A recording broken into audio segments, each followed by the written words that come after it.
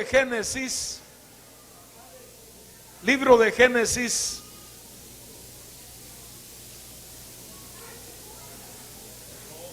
capítulo 26.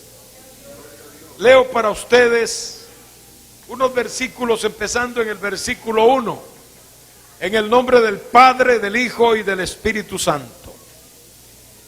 Después hubo hambre en la tierra, además de la primera hambre que hubo en los días de Abraham.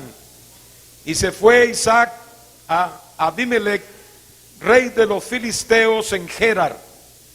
Y se le apareció Jehová y le dijo: no desciendas a Egipto, habita en la tierra que yo te diré. Habita como forastero en esta tierra, y estaré contigo y te bendeciré, porque a ti y a tu descendencia daré todas estas tierras, y confirmaré el juramento que hice a Abraham tu padre. Multiplicaré tu descendencia como las estrellas del cielo, y daré a tu descendencia todas estas tierras, y todas las naciones de la tierra serán benditas en tu simiente. Vamos a orar al Señor pidiendo que Él nos hable a través de su palabra. Buen Dios y Padre nuestro que estás en gloria, invocamos tu poderoso nombre dándote gracias, Señor, porque nos has reunido de todos los puntos de Bocas del Toro para tener este gran encuentro contigo, Señor, una cita con tu bendición, una cita con lo celestial, con lo espiritual, y estamos contentos, Señor, de todas esas bendiciones que tú nos has estado dando, especialmente aquellas que han surgido a través de la exposición de tu palabra, a través de distintos vasos que has usado en esta gran actividad, Dios mío. Ahora, Padre, nos acercamos a ti para pedir una vez más que nos hables, que tu unción fresca repose sobre nuestras vidas y podamos recibir sabiduría de lo alto, Padre, y la bendición que todos necesitamos. Glorifícate en esta hora. Te pido que visites cada vida en su necesidad, Dios mío, tanto los que están aquí presentes como los que están al alcance de nuestra voz por los medios. Padre, que puedan recibir ellos también tu bendición, tanto aquí como allá. Padre, sana al enfermo, liberta al cautivo, fortalece la fe de tu pueblo. Ayúdanos, Señor, para ver mejor, con visión espiritual, Dios mío, las grandes y maravillosas cosas que tú has prometido y que tienes reservadas para tu pueblo. Te damos a ti la gloria y la alabanza en el nombre de Cristo nuestro Señor. Amén, mi Dios. Amén, Jesús. Pueden sentarse, amados y amadas. Vamos a hablar en esta noche, con la ayuda del Señor, sobre el tema: no te salgas de los linderos que Dios te ha puesto. No te salgas de esos linderos, porque siempre el salirse de los linderos de Dios trae consecuencias desastrosas a la vida, obviamente, de un creyente, pero en general a todos. Si la gente en el mundo, todos, tuvieran en cuenta los principios de Dios, por ejemplo, con respecto a los negocios, al matrimonio, a la familia, a los valores, sin duda el mundo como mundo sería mejor, sería más aceptable para vivir, más confiable. Seguramente no habría tanto desorden, tanto desenfreno como hay hoy en día, donde se rinde culto al Dios placer sobre todas las cosas. No importa si para seguir a ese Dios se tenga que abandonar principios y valores más importantes, como por ejemplo los de una familia, los de un matrimonio, etcétera. Indudablemente muchos en el mundo, sin conocer a Dios, siguen algunos de esos principios y se mantienen en esos linderos y son bendecidos. Tal vez no para salvación, porque nadie es salvo sin aceptar a Cristo a nivel personal. Nadie puede serlo. No se lo digo yo como a título personal. Eso es lo que nos enseña con toda claridad la palabra del Señor. Ninguna persona puede ser salva si no acepta a Jesucristo como su Salvador personal en una decisión que sea certificada y calificada por un cambio de vida, por una transformación, porque eso es lo que quiere decir en términos espirituales salvación. Quiere decir transformación de la vida que ha encontrado al Señor Jesucristo. Pero en otros aspectos puede la gente ser bendecida manteniéndose, repito, en los linderos que Dios ha establecido para las distintas cosas que existen en el género humano como civilización, como sociedad. Lamentablemente, la mayoría no lo hace. No hace mucho, miren si vamos de mal en peor, se oía en Panamá una constante publicidad de un gran artista que venía a Panamá. Los costos para irlo a ver eran altísimos. Y se decía que ya estaban vendidos los tiquetes. Y se hacía publicidad. Y dentro de lo que se decía de este artista que venía fulano de tal y lo acompañaba su novio. Y como si nada. Todo el mundo tranquilo. Todo el mundo perfectamente asimiló estas cosas. Y uno se queda pensando a dónde está llegando nuestra sociedad. ¿Cuál es el ejemplo que está recibiendo nuestra niñez, nuestra juventud? Y oír a muchos después quejarse que las cosas van como van, pero son parte de eso, que nunca dicen nada frente a esos entuertos que hay en la sociedad de hoy. Alabado sea el nombre del Señor. Mucho me alegré al oír que un país del área, de acá de nuestra área, se paró firme y dijo: aquí no. Aquí no queremos mandarle ese mensaje negativo a nuestra niñez y a nuestra juventud. Así que aquí no hay show. Qué bueno, Todavía hay personas que por lo menos disciernen un poquito respecto a esto. Y yo creo que si hay algo que la gente debe oponerse a nivel general, es precisamente estas cosas que van contra la moral cristiana. Y que no son compatibles con el comportamiento correcto de una sociedad que Dios, dicho sea de paso, ha creado y ha establecido principios para ella. Entre ellas, el hombre es hombre, la mujer es mujer. Y si usted tiene un problema respecto a eso, yo le digo: busque a Dios, que Dios puede libertarle y puede cambiar esas actitudes y esas tendencias y hacerlo una nueva criatura. Así como hemos visto que Dios cambia al drogadicto, que Dios cambia al ladrón, que Dios cambia al tramposo, que Dios cambia al adúltero, al mentiroso, etcétera, etcétera. Dios también puede cambiar y sanar cualquier tendencia. Y si es un principio diabólico, pues con mucho más razón. Aquí está el Cristo que liberta de las cadenas. Porque en muchos casos son actividades espirituales diabólicas que posesionan a las personas. No decimos que en todo caso de esos, pero sí en muchos. Alabanzas al nombre del Señor. Entonces, como dije, hermanos, Dios ha establecido principios. El pecado del hombre no puede doblegar a Dios, no puede cambiar a Dios. El pecado de la humanidad no le puede ganar a Dios. Donde abundó el pecado, dice la Biblia, sobreabundó la gracia de Dios. El diablo quisiera que nadie busque a Dios. El diablo quisiera que nadie diga un aleluya de corazón, un gloria a Dios. El diablo quisiera que nadie se salve, que nadie busque a Dios, que la humanidad siga en su desembocada carrera hacia su propia perdición y corrupción. Eso es lo que el diablo quisiera. Pero gracias a Dios que hay un pueblo que ha levantado su oído a la voz de Dios y que ha dicho al Señor: aquí está mi vida, Padre, yo me paro en la brecha, yo le digo no al diablo, yo le digo no al pecado y le digo sí a la gracia infinita del Dios eterno.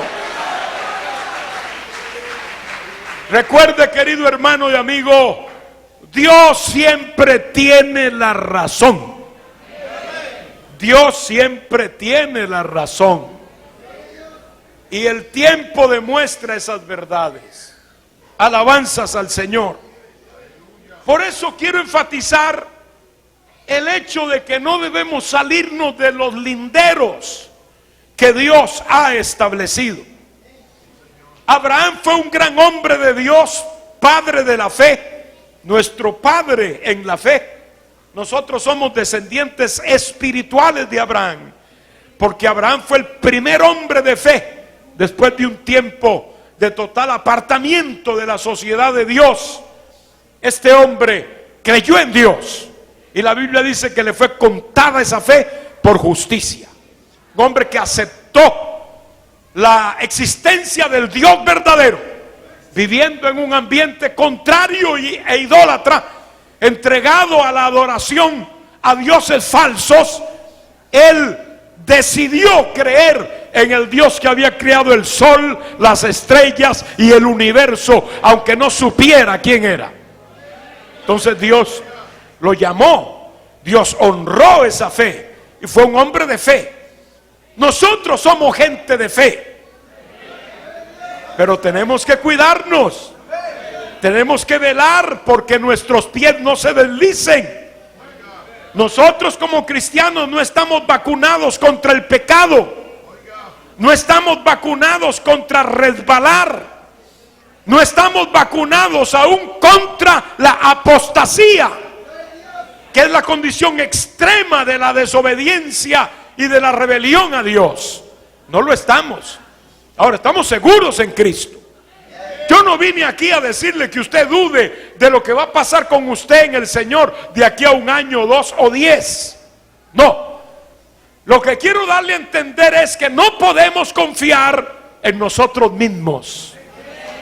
Tenemos que cuidar nuestras fronteras espirituales. Tenemos que poner cuidado a estas cosas que a veces se dicen que no son nada, que eso todo el mundo lo hace y que van poco a poco situándonos y arrastrándonos hacia las orillas de los linderos y aún fuera de los mismos. Cuando Dios llamó a Abraham, hizo un pacto con Abraham, lo selló con la circuncisión, honró la fe de Abraham y le dijo un día que Dios hizo ese pacto con Abraham, una noche muy oscura en la que Abraham puso un sacrificio y Dios se apareció en una antorcha de fuego y le dijo: Abraham, ten por cierto que esta tierra donde estás es la que yo daré a tu descendencia para siempre. Y le dijo más, le dijo: tu descendencia será cautiva en tierra ajena 400 años, pero yo los voy a sacar de allí y voy a castigar esa nación también por la servidumbre que habrán hecho y volverán aquí, gloria a Dios, y les entregaré esta tierra. Y mencionó la lista, digamos así, de comunidades de la tierra de Israel que serían conquistadas y ganadas por el pueblo de Dios. Allí fue la primera vez que Dios le especificó los linderos y le dijo: desde el Éufrates allá arriba en el norte, hacia Egipto en el sur, hasta allá en Egipto, la frontera con Egipto. Y luego le habló también del mar, gloria a Dios, como otro lindero. Y hacia el este, obviamente, todos aquellos desiertos eran el lindero de la tierra de Israel. Toda esta tierra la daré. Esta tierra donde está será tuya y de tu descendencia. Y lo mismo le dijo a Isaac, hijo de Abraham. Igual le dijo a Jacob, nieto de Abraham. La misma promesa pasó de patriarca a patriarca. Bendito sea el Señor. En el caso de Abraham, hermanos, que caminó dentro de ese ambiente de pactos con Dios, lo vemos un día flaquear. Lo vemos un día ante una prueba que no nos adelantemos a juzgar en este gran gigante de la fe. Porque esta es una debilidad humana. Por eso hay que cuidarse, hermanos. Cuando vino la prueba, y en la tierra de provisión, aquella tierra que Dios le dijo a Abraham, te la voy a dar, es una tierra de bendición y te voy a bendecir a ti y a tu descendencia. Allí en esa tierra de provisión empezó a faltar la comida. Y ustedes saben que cuando faltan la comida, hermanos, por un día, 2, 3, una semana, un mes, 2, 3 meses, sin que haya mucha esperanza de que la cosa se solucione, ya nuestro ser empieza a ser convulsionado. Ya la preocupación asoma. Ya hay una situación de desespero. No es fácil encontrarse de pronto con un panorama de hambre, pero es que Dios nos prueba. Nosotros no podemos ir al cielo así extrae, así en bruto. ¿Cuántos dicen amén? Dios prueba. Y Dios sometió a prueba a Abraham. Pensamos ahora en las muchas ideas que le vinieron a Abraham. ¿Dónde estará la gran promesa de Dios? ¿Qué pasó? Yo vine de Harán, allá yo tenía muchas cosas, todo eso lo dejé y me vine a esta tierra porque Dios me dijo que me viniera. Estoy aquí, 2 o 3 veces me ha dicho que me va a ir bien aquí, que me va a bendecir, que esta es la tierra que es mía, que es la herencia que Él me ha dado, y habla muy bien de esta tierra. Pero a la hora de la hora tengo hambre. Aquí no veo yo esperanza. La cosa está muy seria. Hermanos míos, nuestra fe es atacada. Hay circunstancias en la vida que vienen en contra de la fe y se atrincheran contra nosotros. Y especialmente cuando el tiempo es un aliado de esta prueba, porque pasa mucho tiempo. Cualquiera aguanta un dolor agudo y fuerte, breve. Pero si ya pasa un día, 2, 3, 4, 10 y allí está el dolor, ya no hay quien lo aguante y la gente ya busca ver qué es lo que puede hacer para solucionar. La prueba de Abraham no fue fácil. Entendemos que fue una de las más duras por las que puede pasar una persona, especialmente teniendo en cuenta que él tenía muchas posesiones allá en Mesopotamia, donde él vivía cuando Dios lo llamó. Sea Dios glorificado. Es entonces cuando hace la mala decisión. Es entonces cuando dice: yo oigo que en Egipto hay abundancia de comida. He oído que hay mucho. ¿Por qué no se fue para Mesopotamia? Bueno, era muy lejos. Egipto era una nación poderosa en ese tiempo y era la que estaba cerca. Todavía es un límite de Israel.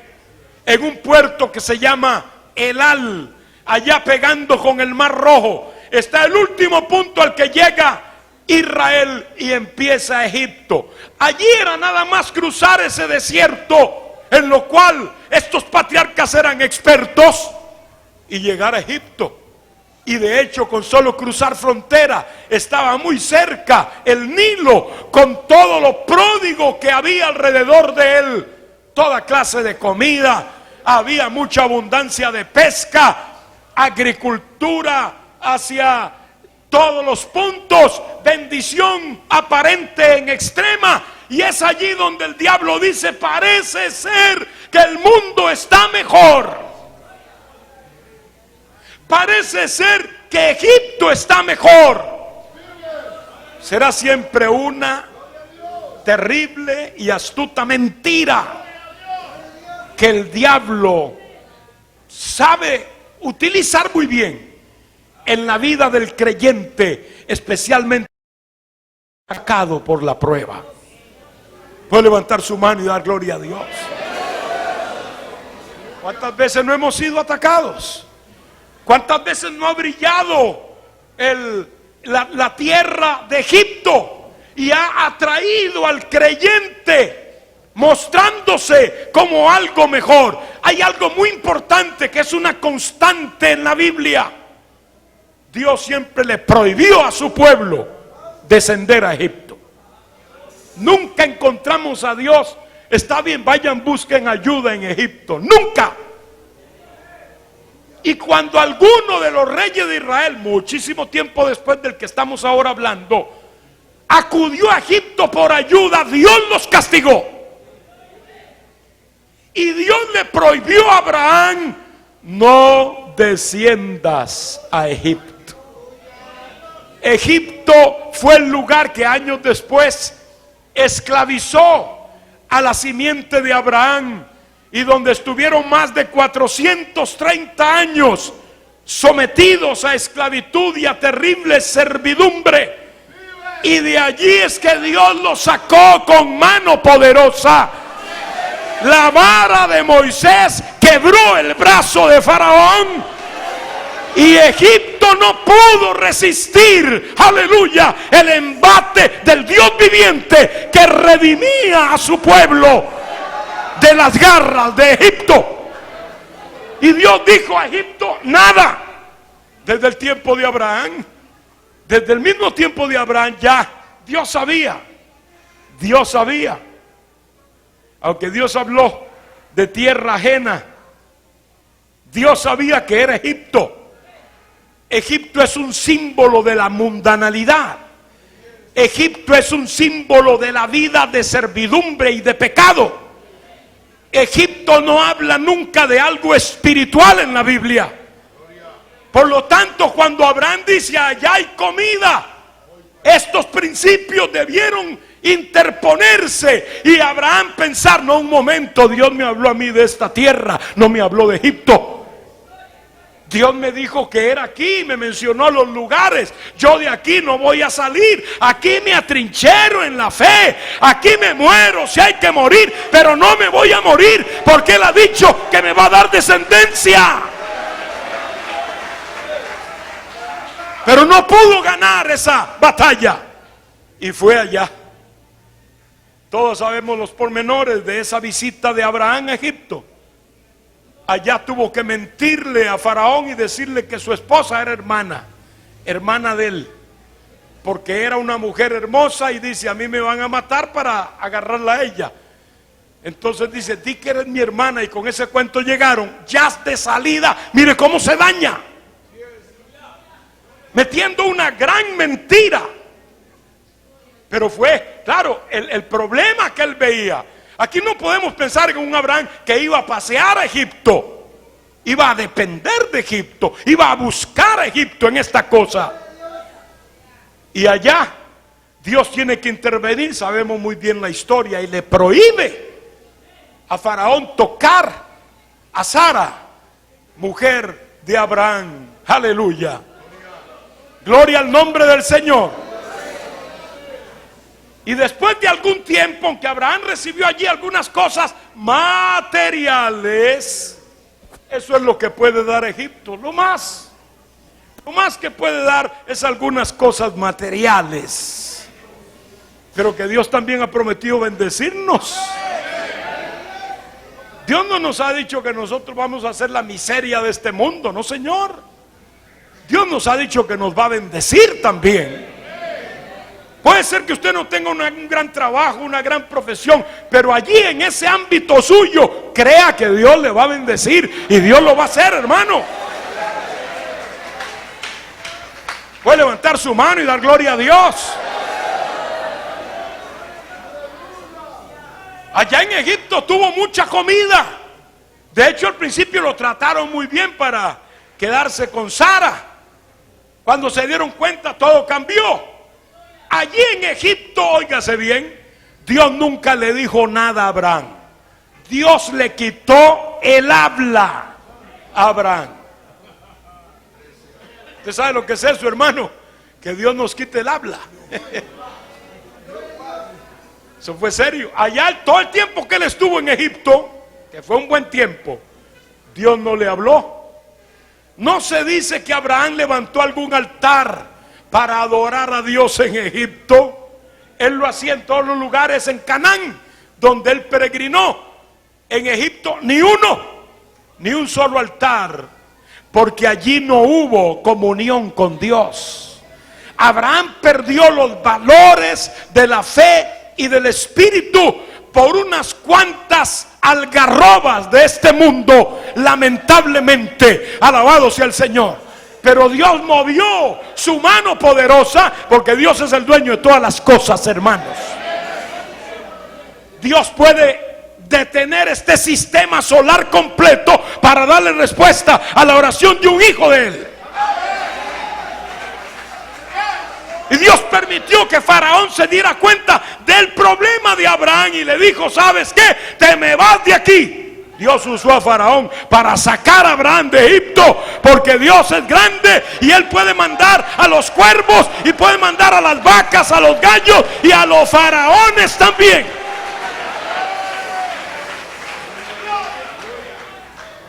Pero Abraham salió así, triste y cabizbajo, con una pérdida en su alma, sabiendo que había actuado mal. Gracias a Dios por su misericordia, hermanos. Pero Abraham cosechó algunas cosas de esa caminadita a Egipto, de ese cruce del Nilo. Nunca queda uno incólume cuando pasan cosas de estas. Número uno, se trajo a Agar, que vino como ayudante y sierva en el matrimonio de Abraham. Todos sabemos que fue de tropiezo. Todavía está cosechando. Todavía está cosechando. Ustedes saben de qué hablo. Aquí hay que tener cuidado, ¿eh? Gloria al Señor. Además de eso, Lot, su bisoño e imberbe sobrino, cuando llegó a Egipto dice: ¡ay, qué bonito esto! Esto sí está bonito, que vale la pena. Esto aquí sí, aquí sí vale, aquí sí que está bonito. Siempre se quedó en su mente la idea de Egipto. Egipto le gustó. No fue como un Abraham, porque Abraham, después de el error que había cometido y todo, él era un hombre de fe, un hombre íntegro, pero ahí falló. Lot no. Lot era un añadido. Lot era un creyente débil. Era una persona que iba detrás de algunas cosas, pero no espirituales, de algunas bendiciones, pero que no tenían que ver con la herencia eterna y con las cosas grandes que Dios le había prometido a Abraham. Le quedó gustando Egipto, y eso fue un problema para Abraham. Ustedes saben la historia. Fue lo que provocó que se separara Lot de Abraham. Cuando él se sintió poderoso materialmente, miró hacia las tierras bajas y dijo: se me parecen a las de Egipto, igualitas a las de Egipto, así que yo escojo estas tierras. Y se fue allá y fue poniendo sus tiendas hasta Sodoma, y después vivió en Sodoma y se hizo hasta un juez ahí. Yo no sé qué clase de juicios él atendía, porque lo que había era una sociedad allí de lesbianismo y homosexualismo al máximo, que Dios los destruyó. Dios los destruyó por ese pecado.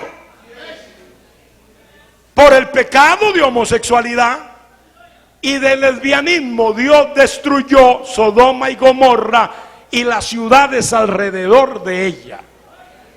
Y alguno dirá: qué malo Dios, hasta los niños se fueron. Bueno, supongo que a esas alturas no habrían muchos niños ya, porque es que la sodomía es un problema.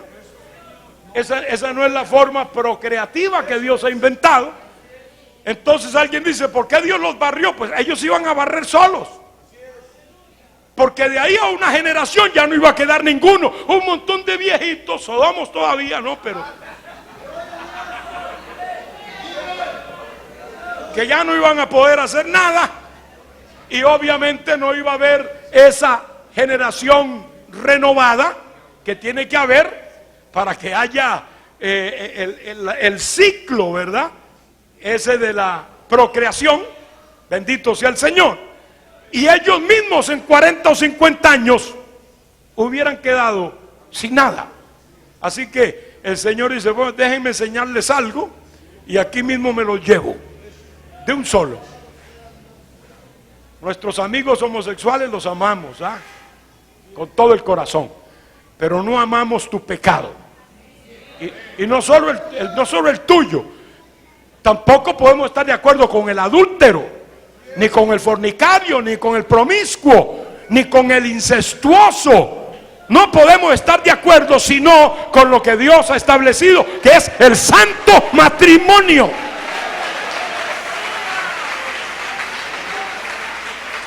Sea el nombre de Dios glorificado para siempre. No me vaya a ver como un enemigo de este grupo que existe y que cada vez se están organizando y haciendo oír más su voz. Pero aquí van a tener desde este púlpito y los púlpitos de la obra del movimiento siempre una palabra bíblica, no personal nuestra, una palabra bíblica que nos habla claramente y nos dice lo que es pecado y lo que es maldad en la presencia de Dios. Puede levantar su mano y dar gloria a Dios, hermano. Esto ya en muchos lugares no se puede predicar, gracias a Dios que aquí todavía se puede predicar. Pero donde no se pueda predicar también lo predicamos, hermano. El diablo no nos va a callar la boca. El Señor lo reprenda. Así que Abraham tuvo consecuencias de esa salida a Egipto. Yo le digo a usted, hermano, por más grande que sea la prueba, resista. Por más grande que sea el problema, la batalla que está teniendo, párese en el lindero, los linderos nuestros, lo que Dios ha establecido para no cruzar, para no llegar y descender a Egipto. Allá no nos puede ir mejor, nunca nos podrá ir mejor en Egipto, por más cosas materiales que haya. Usted puede tener, si quiere, la mansión más grande en Egipto, puede tener, si quiere, la mayor cuenta de banco de Egipto, pero eso no le sirve nada en la presencia de Dios. En la presencia de Dios nada de eso vale. Lo que vale en la presencia de Dios es la sangre preciosa de Cristo. Y a su nombre. Hay otro patriarca que también tomó una decisión equivocada. La Biblia nos habla de Jacob, noten en él el error. Ya de Abraham vemos que fue el descarrío. Sabemos que luego retornó y en cuanto cruzó frontera, allí Dios le habló. En cuanto cruzó frontera, Dios le devolvió el habla y empezó a tratar con él de nuevo. En el caso de Jacob, él vivía en Canaán. Él estaba ahí, gloria a Dios. Dios había dicho algo muy claro, hermanos. Es que a veces nos olvidamos de la palabra. La palabra es lo que sustenta nuestra fe. Si hay fe en la palabra, hermano, hay firmeza en la vida. ¿Cuántos dicen amén? Dios le había dicho antes que naciera, porque Rebeca, la madre de Jacob y de Esaú, encinta, no aguantaba, porque eso era una pelea adentro, hermano. Y ella dice, yo me voy a morir, ¿qué va a pasar conmigo? No aguanto esta situación. Estaba ya para dar a luz y va y busca la presencia de Dios y Dios le habla, porque Dios habla. Y le dice, tú tienes 2 naciones, 2 pueblos en tu vientre. 2. Ella pensaba que era 1, pero ese era el problema, que eran 2. Ya desde el vientre venían peleando y haciendo turbulencia en el líquido amniótico. Alabado sea el Señor. Y entonces Dios le dice esto: el mayor servirá al menor. ¿Qué le está diciendo con eso? Que está estableciendo con claridad que el que naciera primero, que era el mayor de los gemelos, no sería el heredero de la bendición patriarcal, porque el mayor, según Dios, era el menor. Tenía que servir al menor el que naciera primero. Y nació primero Esaú. Y Esaú iba saliendo, pero detrás venía Jacob agarrado del pie. Mire si venía la lucha, hermano. Parece como que ellos no, en su instinto, no sé en qué clase de fuerza, como que él quería adelantarse él y jalar al otro, pero eso tampoco lo logró. Y salió agarrado del pie. Por eso fue que le pusieron Jacob. Jacob quiere decir suplantador. Él quería como suplantar a su hermano, y entonces cuando vieron eso, los judíos le ponían nombres según las circunstancias del nacimiento a sus hijos. En este caso le pusieron Jacob, como diciendo suplantador, pero el suplantador es engañoso, tramposo. Acá entre nosotros el juega vivo. Amén. El juega vivo era Jacob. Salió Esaú primero, y para Isaac ese era el primogénito y el mayor. De manera que para Isaac el padre, ese merecía la primogenitura. Para Rebeca, a la quien Dios le había hablado, obviamente era Jacob, porque Dios mismo le había dicho: el menor será el mayor. Ella lo sabía, pero veía la inclinación de Isaac por Esaú, porque a Isaac le agradaba la forma de ser Esaú. Esaú era una persona de mundo, era una persona así, de esa, ¿verdad?, desordenada por allá, no andaba en la casa haciendo nada, andaba por allá en los montes de cacería y agarrándose con animales por allá, y de pronto venía todo sudado, ¿no? Y claro, ni desodorante había en ese tiempo, así que ya Isaac le conocía el olor, ¿verdad? El olor a Esaú era común, él lo conocía fácil. Sea Dios glorificado. Y siempre era mi hijito para arriba y mi hijito para abajo, y este es mi héroe, y este es el súper, y este es el grande, y este sí vale la pena. Jacobcito no, Jacobcito yo lo veo más bien muy cerquita allí de su mamá todo el tiempo, cocinando allí como, no sé, no, al fin no sé qué le está pasando a Jacob. Pero había un trato de Dios, había una palabra de Dios. Hermano, cuando Dios te ha dicho algo, créelo, simplemente créelo, acéptalo.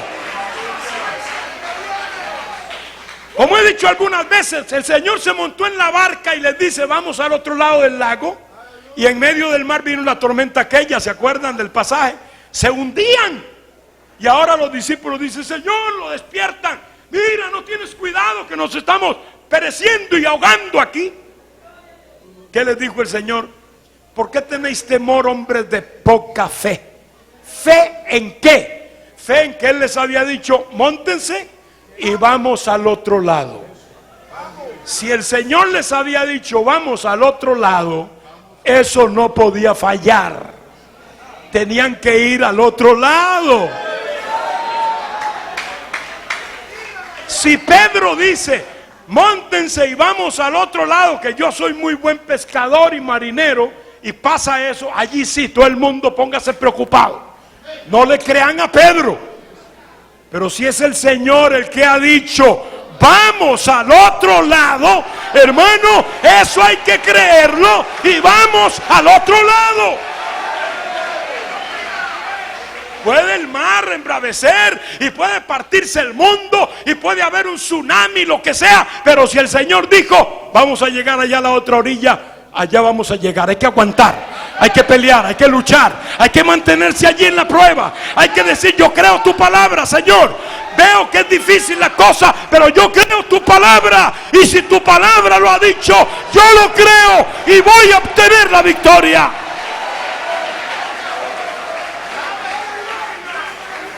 Ese fue el problema de Jacob, en el cual también se involucró su madre, Rebeca.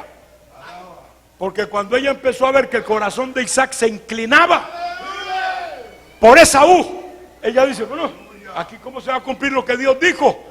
¿Cómo va a ser Dios con este problema?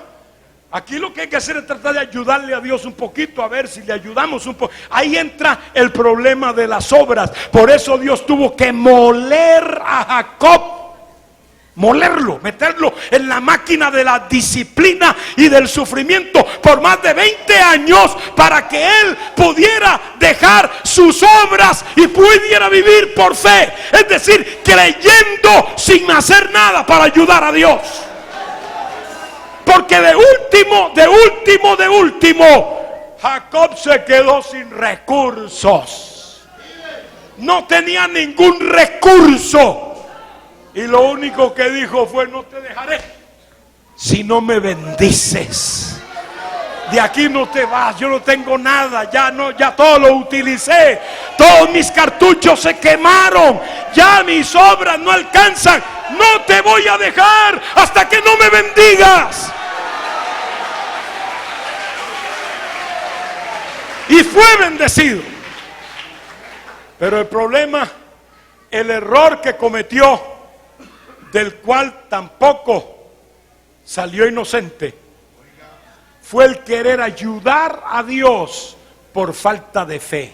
Cuando se ejecutan obras para ayudar en algo los planes de Dios, obras propias, entonces la fe se daña, pierde eficacia, no va al grano. Alabado sea el Señor. Ya ustedes saben que Jacob fue un engañador, en eso era experto. Eso lo había heredado de su mamá también. Ella también lo era. Y le dice, yo veo que ya tu papá le va a dar la bendición a Esaú. Mire, hermano, que aunque ya viniera Isaac a orar por Esaú para darle la prima, porque esa bendición valía, Dios iba a hacer algo, iba a quitarle la cabeza. Si había que decapitar a Esaú, lo podía haber hecho, pero claro, eso tal vez no. Pero ¿se acuerdan cuando uno vino, Jacob, y cruzó los brazos? Amén. José, que le dijeron, no, pero no es así. Y dijeron, deje, así es. Así es, no se metan esto. Ya está.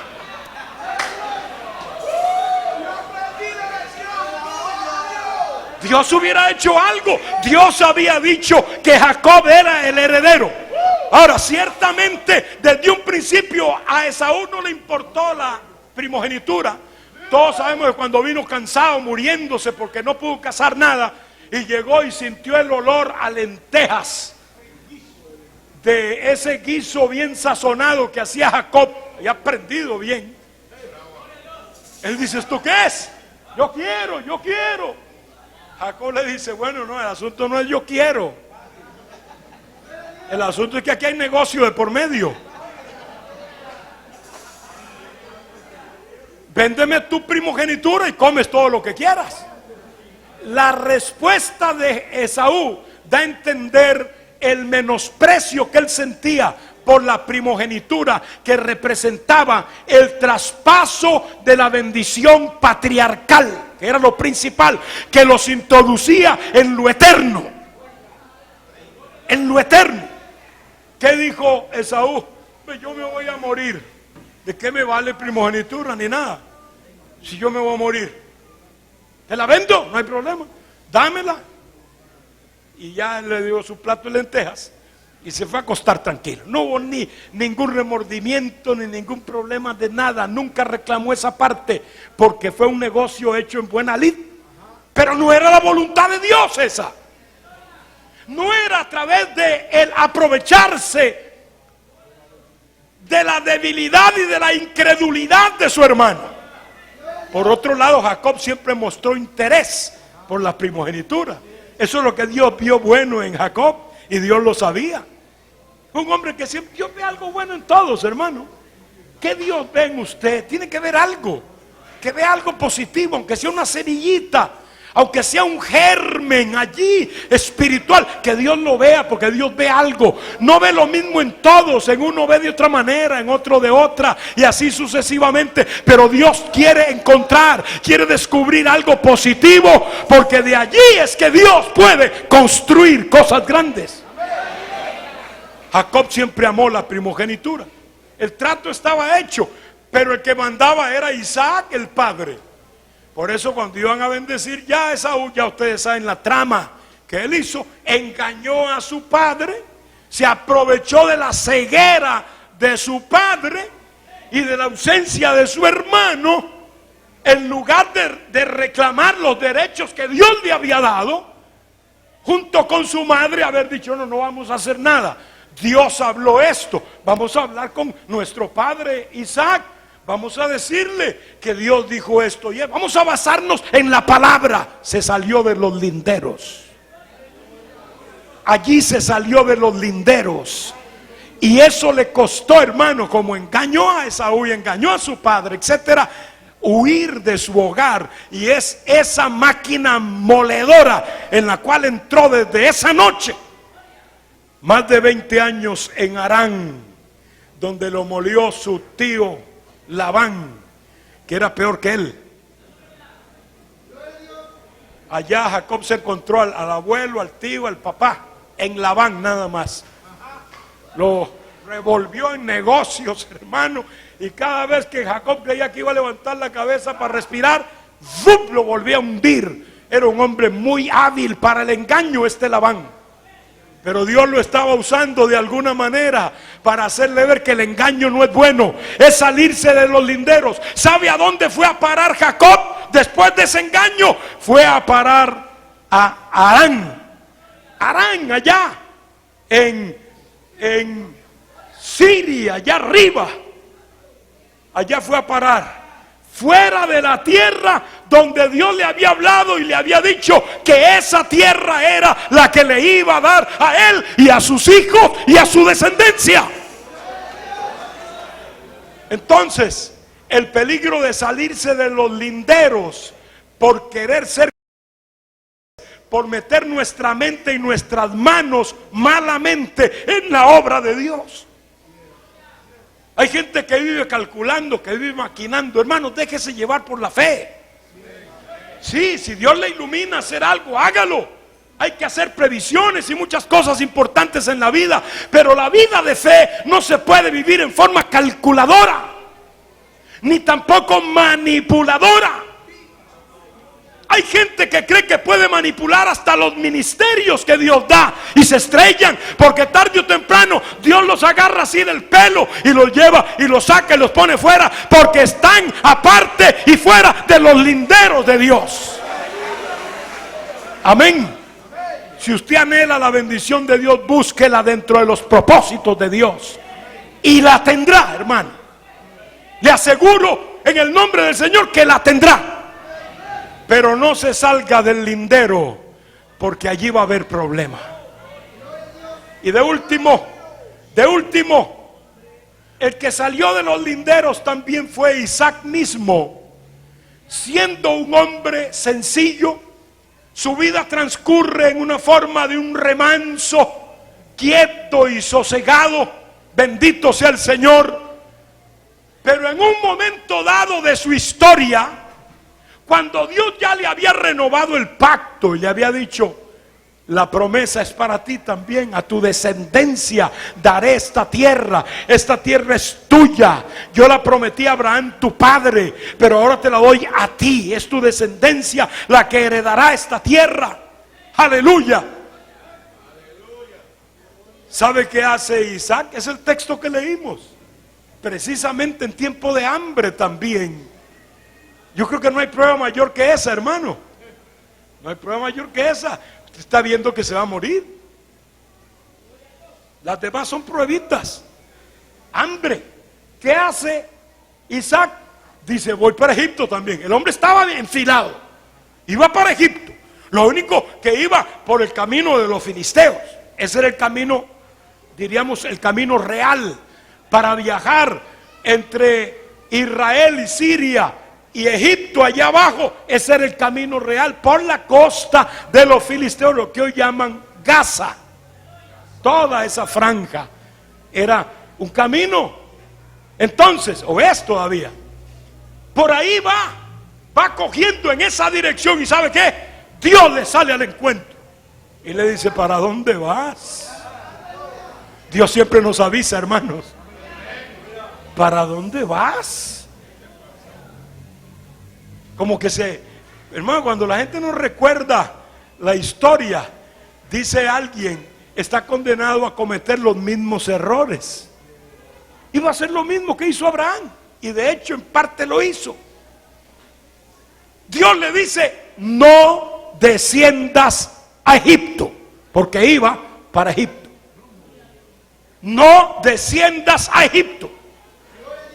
No dice qué más le dijo, pero Isaac decidió quedarse en el pueblo de Gerar, que quiere decir frontera.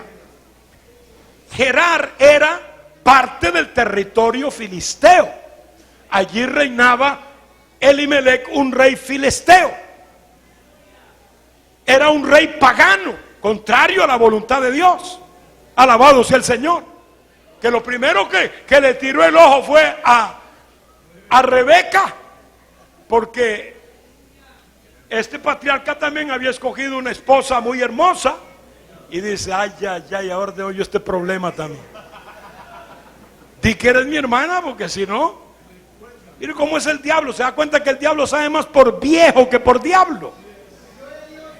Lo mismo que utilizó muchos años antes con Abraham, lo está utilizando con Isaac. Con efectos tal vez distintos, pero el mismo argumento. Y allá, hermano, cuando ven a Rebeca, entonces el rey dice, pues voy con ella. Y ya la tenía en su harén por allá, esperando. Como era la costumbre de esos reyes paganos. Y Dios vino y le dijo, hey, cuidado. Cuidado con tocar a esa mujer. Porque, fue cuando él vio. Lo vio. Si vio que estaba acariciando. Y entonces le dijo Dios a Elimelec, cuidado con tocar a esa mujer, que es la esposa de él. No es hermana, es esposa. Y si la tocas, ciertamente morirás, tú y los tuyos. ¿Cómo puede Dios hablarle a un impío así? Pues Dios lo hace cuando Él tiene que hacerlo. Y como Dios puede hacer lo que Él le da la gana, lo hace. No lo está haciendo porque el impío aquel es bonito, sino en base a los tratos con su hijo Isaac. Gloria a Dios. Hermano, allí es donde el pueblo de Dios puede estremecer el mundo. No porque el mundo merezca que Dios haga por el mundo algo, pero sí a través del pueblo de Dios, hermanos, Dios puede conmover naciones enteras. Puede dar la gloria al que vive, porque Él es el Dios vivo y poderoso. ¿Cuál fue el error de Isaac? Que también después tuvo que salir. De hecho, empezó a hacer pozos allí en la tierra de los filisteos y no le salió bien ninguno, solo el último. Los otros, cuando él los desenterraba, porque eran pozos antiguos, los desenterraba y descubría el agua, de una vez los filisteos llegaban, esto es nuestro, estaba en el territorio de ellos. Así que tenía que entregarlos. Y se iba y abría otro, y cuando daba agua de una vez, ellos esperaban que lo abriera. Y este es nuestro también. Está en su territorio, no podía reclamar nada. De último, allá bien lejos, abrió el último, al cual le puso el nombre de ensanchamiento. A los otros le había puesto disensión y enojo. A este le puso ensanchamiento porque no llegaron a molestarlo. Pero ya estaba saliendo de las tierras filisteas. Allí en Filistea tuvo el odio y la animadversión de todos los filisteos que habían ahí. Porque no estaba en la voluntad de Dios, no estaba situado en el plan de Dios. Pero alguno dirá, no estaba en Egipto, hermano. Sí, pero estaba fuera de los linderos. La tierra filistea no era parte de la promesa de Dios, era parte de los filisteos, enemigos del Señor y de su pueblo toda la vida. Y Dios dice, allá no puedes irte tampoco. Entonces él se queda entre los filisteos, pero en la frontera. Mucha gente que le gustan las fronteras. Ahora hablo espiritualmente. Que les gusta vivir en la frontera entre el mundo y el Señor.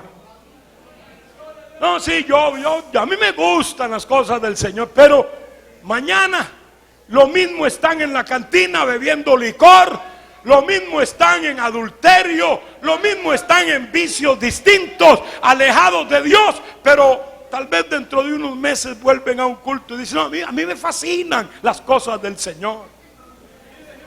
Pero no es que le fascinen, simplemente es que usted busque a Dios de todo corazón. Amigo, hermano que me escucha, se lo digo con mucha franqueza, Dios lo anda buscando a usted, porque Dios ama a la gente más que nadie en este mundo. Y Dios a veces habla por un sueño, Dios a veces habla por una circunstancia, por algún problema en un culto. Hay gente que dice, qué casualidad. No es casualidad. Dios le ha traído, por ejemplo, en esta noche aquí, para que usted oiga la palabra y para que usted sienta inquietud por buscar los límites de Dios, por salir de Egipto y entrar a la tierra prometida. Alabanzas al Señor.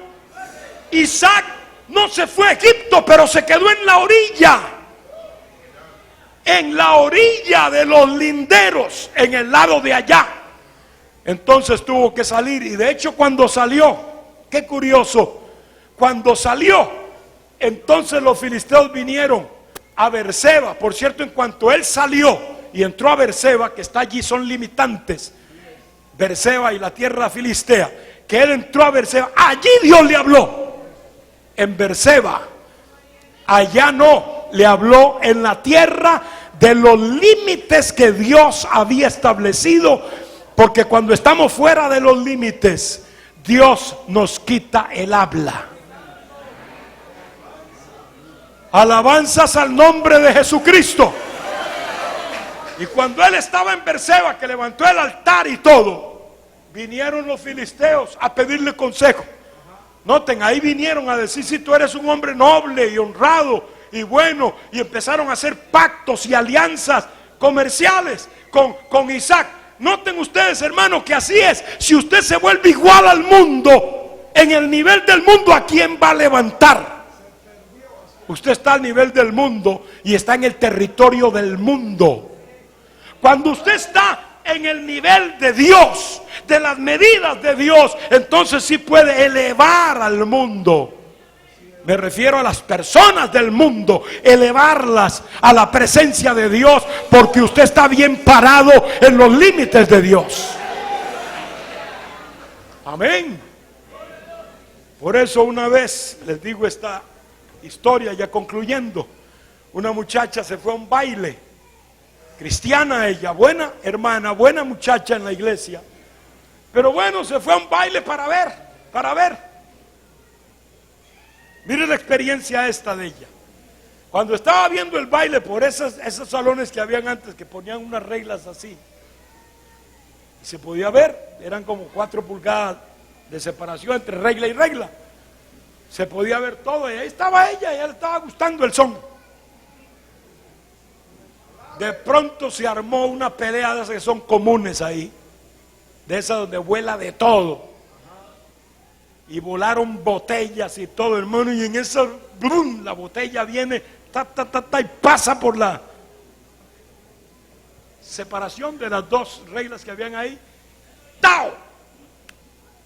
La joven cayó en el piso, en el suelo, muerta. Una herida horrible y cayó muerta.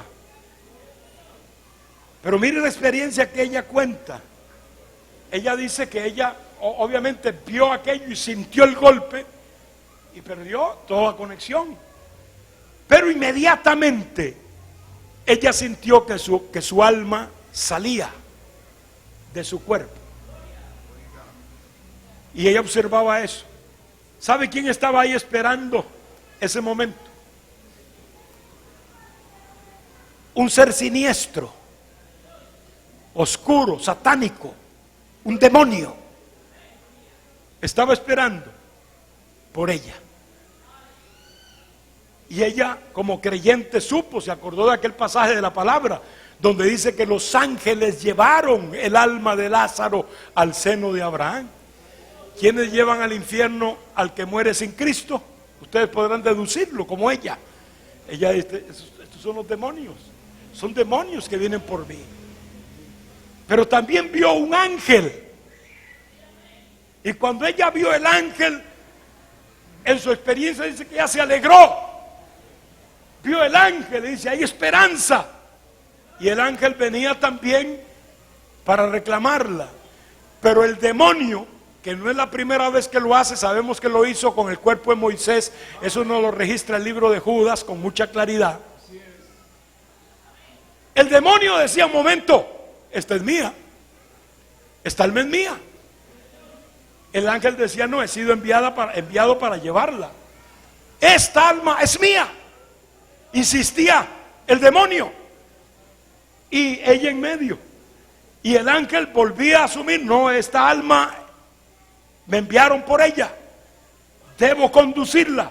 Y había esa contrariedad, hasta que el ángel le dijo, esta alma ha sido redimida con la sangre del Cordero. Pero el demonio dijo, no obstante, está en mi territorio. ¿Qué hace en mi territorio? Dios no permitió que ella muriera, así que no podemos decir cómo terminó el caso. Fue cuando ella volvió en sí. Fue cuando ella volvió en sí. Y claro, la socorrieron y la llevaron al hospital, y después contó su experiencia. Y dijo, queridos jóvenes, no vayan ni a ver en un lugar de estos.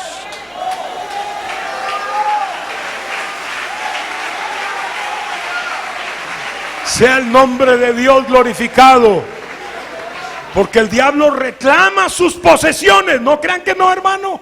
El diablo reclama sus posesiones. Al mismo Jesús le dijo, todo esto es mío, y a quien quiera yo lo doy. Y le mencionó el mundo, es mío. Y el Señor no le discutió. En un sentido él estaba diciendo algo con fundamento, porque Adán le entregó el dominio al diablo. El diablo tiene dominio y tiene posesiones. Nosotros sabemos que el mundo es el reino, el gobierno del enemigo, de Satanás. Por eso la Biblia dice, salid de en medio de ella. Dios no puede estar de acuerdo con que nadie vuelva al mundo. Dios no puede estar de acuerdo con que nadie se dañe y tenga entonces por esas actitudes que irse fuera de los caminos. Dios no quiere que nadie se quede en las fronteras de sus caminos. Dios nos quiere dentro, con Él, dependiendo de Él, en las buenas, en las malas, en la prueba, en el hambre, en la enfermedad, en lo que sea, en el ataque del diablo, pero con Cristo. Joven fui y envejecido, y no he visto justo desamparado, ni su simiente que mendigue pan. Póngase de pie, hermano, gloria a Dios. Oh, bendito el Cordero. Alabanzas a tu nombre, Señor. Gloria a Jesús. Todo el pueblo orando en este momento, hermano. Todo el pueblo orando, gloria a Dios. Las personas que nos siguen por los medios, allí, si usted es un creyente, ore al Señor, incline su rostro y pida que Dios bendiga a través de los medios esa palabra, que haga un efecto en alguien. Amigo, el Señor quiere salvar tu alma donde quiera que estés. Él quiere incluirte en sus planes. Así como escogió a Abraham de allá de la idolatría, Dios te escoge a ti, no importa dónde estés, no importa lo que hayas hecho, no importa quién seas.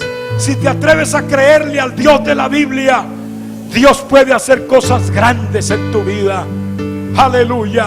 Y no solo en tu vida, en tu familia, en tu matrimonio, en tu hogar.